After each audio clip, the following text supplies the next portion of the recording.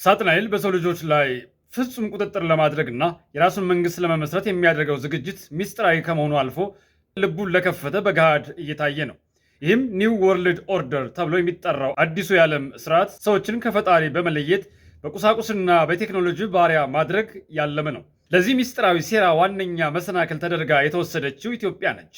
ኢትዮጵያ ያላት መንፈሳዊ ታሪክና ከተፈጥሮ ጋር ያላት ጥብቅ ቁርኝነት ለሳጥናኤል መንግስት ትልቅ ፈተና እንደሆነችበት ይታወቃል። በቀጥታም ሆነ በተዘዋዋሪ ማህበራት ተመስርተዋል። በዓለም ላይ ያሉ ትላልቅ ተቋማትና መሪዎች ሳይቀር ከእነዚህ ሚስጥራዊ ማህበራት ጋር ያላቸው ግንኙነትና ለሳጥናኤል ግብ ማስፈጸሚያነት እንዴት እየሰሩ እንደሆነ የሚታወቅ ነው። የዚህ ሁሉ ውጊያው በሰዎች መካከል ሳይሆን በመንፈሳዊ ኃይል መካከል መሆኑ የሚታወቅ ነው። ቁም ነገሩ ግን እያንዳንዱ ግለሰብ ከሚሰማው፣ ከሚያየው፣ ከሚመገበው ነገር ጀርባ ያለው መንፈሳዊ ትርጉም መረዳትና መገንዘብ ይኖርበታል።